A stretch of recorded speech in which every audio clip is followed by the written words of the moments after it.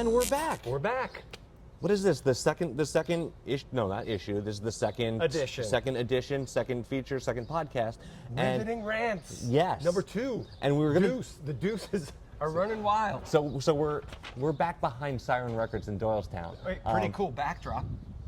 It works. We were gonna do an inside Siren, but we realized that the audio, they're blasting Anthony Green in there, and we can't ask them to shut off the music. So we're back behind Siren Records. So thank you, Siren Records. Thank you, Siren. We appreciate you and your hospitality, as always. So what are we doing today, Mike?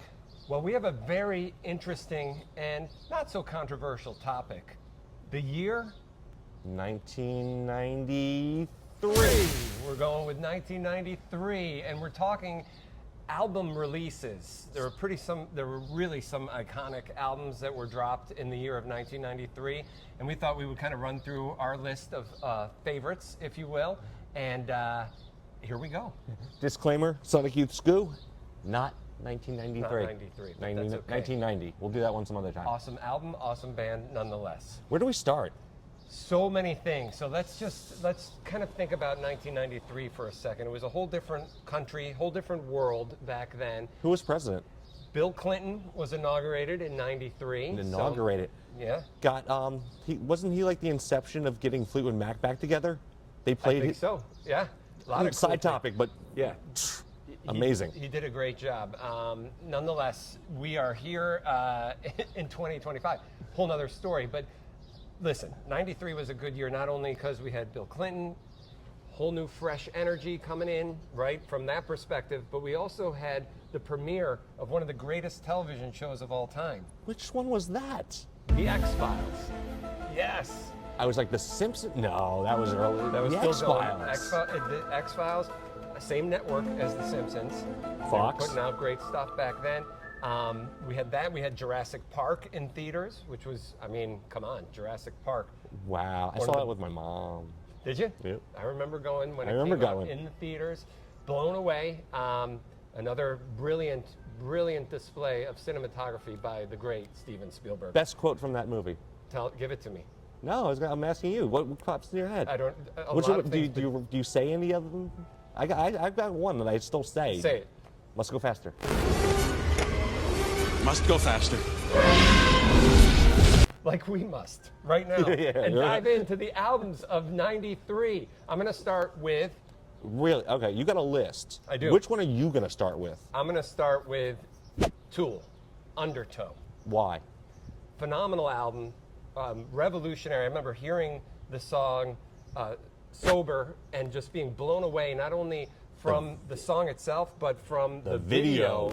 Oh, that video, it was creepy. It was cringy just enough that I couldn't, I was sucked in, but I also it didn't make me nauseous, but something equivalent to it. Which was one of the things that drew me into Tool as a band. Just that kind of eerie, kind of dark, those dark undertones that I just really captivated me. And not showing themselves. Like a lot of musicians would put them, it would be them performing the song and clips, or like the Even Flow, Pearl Jam. Yep. Like that whole, it's like a concert footage. Yeah, is that video. Yeah. But this was like animate. Stop motion and just a beautiful piece of art. And anyways, the whole album's great. A lot of great songs on that. And yeah, that was where I would start. Tool, Undertow. So I wanted to start, this is me going off track, I so thought that Beck's Mellow Gold came out in 93. I was so pumped to talk about that. March in 94. Yeah. Thanks, Beck. I think Beck could be a whole topic, obviously, in another riveting rant. We could talk about Beck all day. Speaking of things we could talk about all day, and I do, but you won't watch me if I do that, or whatever, even if you're not watching me now. I feel like Jon Stewart. Yeah. Nirvana's In Utero came out in 93. What can you say? Too much. Everything. I still listen to. I've backed away from it so far, and then come back. I need to almost separate myself from it to listen to it as a new thing again, to rediscover it, if you will. That's how classic that album is. It was their third actual studio album, Right. Bleach, Nevermind, In Utero. That's all they did. The Incesticide was a compilation, B-sides, just yep. a money grab, essentially. The label, put it out. made them do, Sure. and then the live Unplugged, of course. Unplugged, which- Everything that's came out since is stuff, but Steve Albini Yep. produced Yep. two amazing stuff for PJ Harvey.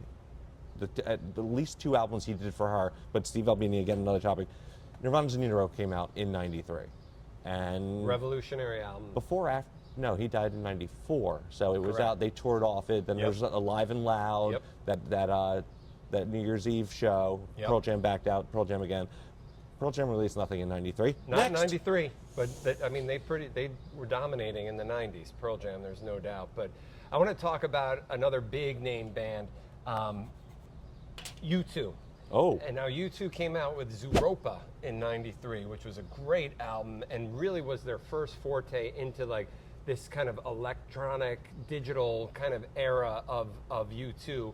And say what you want about U2, they're undeniably just an absolute classic band and had put out such good albums and songs over the years. And I love that they took a chance on this album. And on this album, a collab with the great Johnny Cash as well. Which, what? Yep. I've listened to the album. What do you mean with John? Yep. I don't remember. Yep, absolutely. Check it out. Zooropa by U2. Is that Highly the- recommend. Is that the one with Lemon on it? Yeah, Yeah, I love that. absolutely. It's such a weird song. Did they And establish Numb themselves was on enough? it. Numb was on it.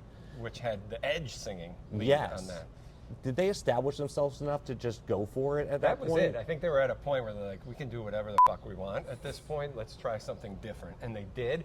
And they succeeded with Zooropa, and they succeeded with the album that did not come out in 1993, but their follow-up to Zooropa, which was Pop, which came out, I think, 96 I or don't think it 97. did so as well. No, I don't know. but Not from what I remember. I will but debate this Zooropa's- with anybody watching that Pop, for me, is my favorite U2 album. Yeah. Yep. So that would be another one. So I think we're pretty good with segues. You just said pop. Primus's Pork Soda's on the list. Yep. Is your favorite? So Some pop, people say soda, pop. That's how I pulled into that Good, one. James, smart. I get there sometimes. That's not Jerry with Race Car. Is that the one? With Nope, Jerry? that No. was Sailing the Seas of Cheese. I get. This is the Pork Soda is the pig Yep. on the cover. Yes. Which songs are on that one? My Name is Mud. My Name is Mud. Yep, is on there. DMV, Nature Boy, one of my favorite Primus albums, if not my favorite. Talk about cool videos, My too. Name is Mud. Yeah, that video is great. Dark, like we talk about Tool with the dark undertones. This album for Primus took them down a very dark path with some of their writing and the videos, of course, the visuals. That they've always been a very visual band, Primus. Primus. Yep. Off the list. 93. Yep, I'll go with Fishbone next. Fishbone, give a monkey a brain and he's the center of the universe. Kicks off with a song called Swim. Great summertime feel-good song. Totally singing about everything, about like mosh pits and everything fun. Like it just has this heavy riff that kicks off, and it samples one of the Wayne brothers.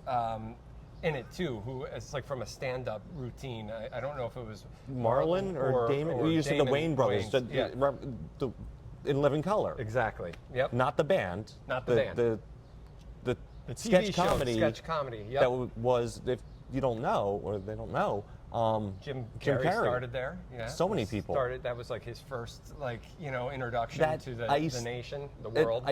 No, I shouldn't say You ice, did. ice, but Vanilla Ice. That Vanilla did an Ice impersonation, yeah. parody. It's with the sneakers. Yep. You got to look it up. Living Color. In Living Check it Color, out. Jim Carrey, Does Vanilla not Ice. disappoint. Yeah.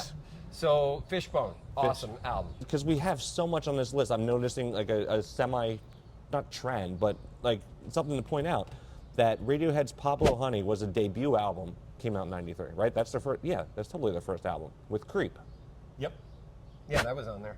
Their first Radiohead's first album was '93. Bjork's first album was in '93. Bikini Kill's first album was in '93. Bikini Kill's Pussy Whip, Bjork's debut, Called debut, Radiohead Pablo Honey, all in the same year. You know who else had a debut? Who? Snoop Dogg. In '93? Doggy Style. That's right. Snoop Dogg dropped his first solo album in '93. Now, he had contributed to Dr. Dre. I know he was on The Chronic. Right. So that was like his introduction to. That was his first. Or our introduction to him. Yep. As Snoop Dogg. This was his debut as well. A lot of debuts in '93. Flaming Lips, Transmission from the Satellite Heart. Yep. I know it, I know it. but I know nothing about it. And Flaming Lips is like one of those love-hate bands for me. Like, Okay. We can't always say nothing but good things. Flaming Lips never landed. We're keeping it real. We're keeping it real, James. Yeah, Flaming Lips never like landed for me. Like certain songs, but I'm like a picky songs for them. Yeah. I have to say, I'm the same. Respect the Flaming Lips. Know they've made a great name for themselves. Do some pretty cool abstract things. I know they toured with Beck actually at some point. Beck again. Had some collaborations with him. But I too don't feel like I could speak to it as well. But it's something we have to note that the Flaming Lips album, Transmissions from the Satellite Heart, was released in '93. Of what we have here still, short list, maybe not. Which one could you speak on the most of what's left? Yeah, we have some good ones. Because I've got one. Don't take mine. Please don't take mine. Well, I'm sorry if You I'm might. taking yours. You might. I You can't might. read your mind right now. I wish I could. But I'm going with Cypress Hill, Black Sunday. Not it. Okay, Cool, good. cool. So great. I mean, from the very beginning, this is like, a stoner's dream, this album. It takes you from the very beginning of the slow intro. If you've ever listened to this album, if you haven't, I suggest you do. And I think if you have, you go back and listen to it again. It just carries you throughout. Every song on that album speaks to me, and I love that they sampled Black Sabbath as well. Which What is other one of my song? all-time favorite What other bands. songs? Name a couple other songs. Name a couple other songs on that album. Hits from the Bong. I Yeah. Want to Get High. Yeah. Every song is referencing one particular thing, but great album. So what's That's the the thing. album you were going to take? The album I was going to take, believe it or not, remember, '93, I was 14. Aerosmith's "Get a Grip." Oh yeah, it's great. Yeah, great it's album. the album cover with the pierced udder from the cow. Such a bizarre album cover. It was like Aerosmith. If you don't know, was like Led Zeppelin back then. Huge. And then there's a lot of controversy with Aerosmith. Like Throughout the years. we're Well, going to put this on the internet. Another- Steven Tyler. Another episode that we could talk about just Aerosmith. But yeah, they came back with Permanent Vacation, which came out many years before this particular release of Get a Grip. But Aerosmith came back with Walk This Way with Run DMC. That was huge. Then Permanent Vacation came out, which had hits like Ragdoll and Angel. And then we got Pump, which came out, which is one of with my the trucks. favorite. Yep, one of my favorite, if not my favorite. I'll just say it. It's my favorite Aerosmith album. Again, this one wasn't released in '93, so we're talking about Get a Grip, and Get a Grip actually they were locked in at that point. A little commercial. They didn't write a lot of that. The band didn't write a lot of that. Other people wrote for them for that album. If you didn't know, I didn't know that. I will. I know it's true. I'll look it up. I don't have specifics. I believe you. But it also the videos, like Steven Tyler, Liv Tyler, but Alicia Silverstone. She was in it. Alicia Silverstone was career. it was like a 3-part, like 3 videos. That's right. Yeah. And it was like a trilogy. That's right. Like that was cool. like Guns N' Roses did with the November Rain and all that. Yeah, very cool. Great album. Video trilogies. Eat the Rich. And let's talk. Eat the Video Rich. trilogies are so Well, cool. they would make it was like you almost waited for the next song, the video for the next song, because it referenced the other one, kind of like what we're doing, how we wind up not in the places we mean to be, like our last video, when we got kicked out of the mall. Or today when we were going to be inside Siren, but we're in the back alley, which I think is a cooler backdrop. I'm good with it. I'm good with it. It actually works. So Aerosmith, Cypress Hill, Anthrax. I love Anthrax. A big year for Anthrax because they first album they put out without their singer Joey Belladonna. So this was a controversial time for Anthrax. John Bush came in as the lead for vocals. Any relation? 2. Bush. Any of the Bushes? Any Bushes? No, I don't think so. But nonetheless, I think John Bush only lasted 2 albums, and then Joey came back, or maybe there was someone in between. Nonetheless, solid album. It was definitely a heavy, heavy album, even for Anthrax. They went a different direction with that one, with the new vocalist. But great album. The Sound of White Noise, if I didn't say that yet. Speaking of metal bands, Motorhead had an album that came out, Bastards, which was fucking great. And the Melvins. Oh, hell yeah. Houdini, which is a great album, actually produced, if my understanding is correct and my research is correct, by the late, great Kurt Cobain. Did you know that? I think I did. It's pretty cool. We have 2 more that are like massively Huge. albums. It's amazing that this happened organically. We didn't pick the order. We just willy-nilly. That's how we do Rivoting Rants. Willy-nilly. Maybe that should have been the name instead of Rivoting Rants. It's the Willy-nilly podcast. I need a word for that. I always just how my brain works. Should we just say them? Do it. Say them Do both? it. No, say one at a time. Oh. Or both. Okay, I'm gonna go with the Breeders' Last Splash. Awesome. Should we do it? I'm not doing that right. Keep going. The bass. Amazing. Incredible. Amazing. Kim Deal, her sister Kelly, 2 other people. I don't know.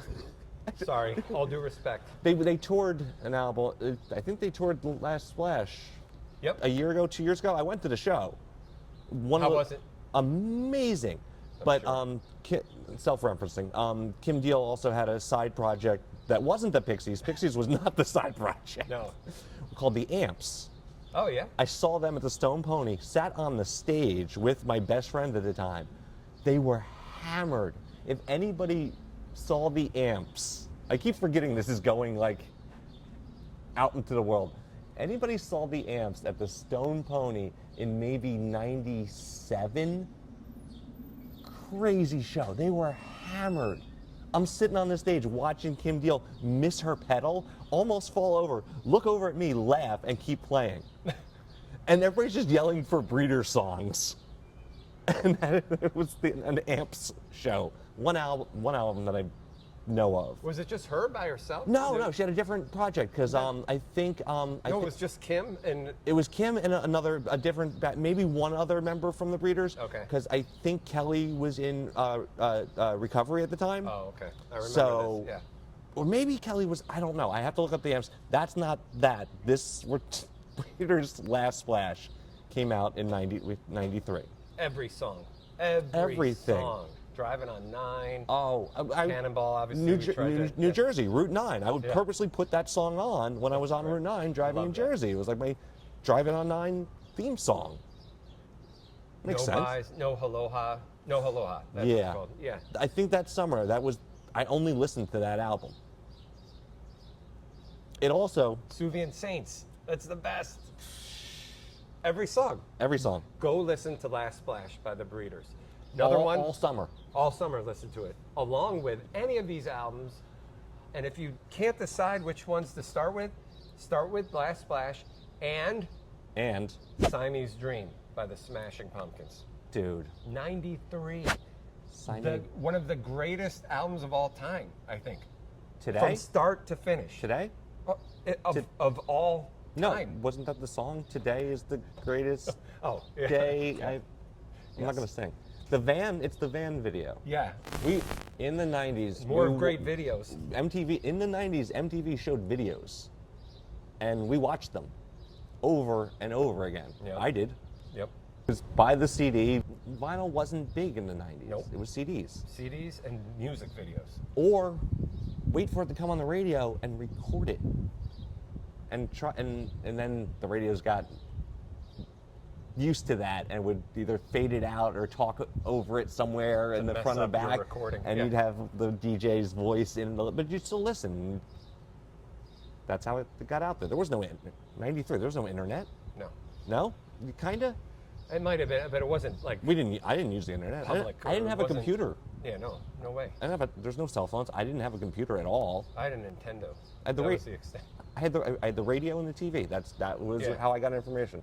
That's how I got music. What was cool about the album cover Oh. was it was an homage to the hip hop community as a whole, because they had the faces of just about every hip hop player of the time on there, from Dougie Fresh, the Beastie Boys, Chuck D, Del the Funky Homo Sapien. Like, everybody's picture was on that album cover, which is such a cool thing to do. What a great, great album. Tribe Called Quest. So yeah, we're dropping a lot of names. I feel like there's others we may have missed. We definitely missed some. If we missed some, just leave them in the comments. We will circle back. We're not. Yeah. We didn't do it intentionally at all. We have like our own, like, Bikini Kill wasn't on the list, and I will go off about my love for Bikini Kill. Pussy Whipped. I just want to say that out loud. But what Kathleen Hanna did ties in with the Beastie Boys. She's Sure does. married to Ad Rock. Yeah. Yep. Kathleen Hanna, if you're watching. Hi, saw you last year. Somewhere. So like we were saying earlier, thank you so much to Siren Records for letting us use this weird ass back alley, but it's actually kind of perfect. I love it. I love the back raw there. organicness I might of move a little bit better than sitting in the car in our last issue. We have fresh air. It's a nice day. No geese. No geese. Oh. Wait a minute. What is? There he is. He tracked us down. So check out our last episode if you haven't seen it already. Mall Talk. We did a thing at Montgomery County Mall. Montgomery Mall. I Yes. forgot already. Hopefully it's still there. We'll go back eventually. But right now we're in Doylestown. And who knows where we're going to be next. Stay tuned. See you guys.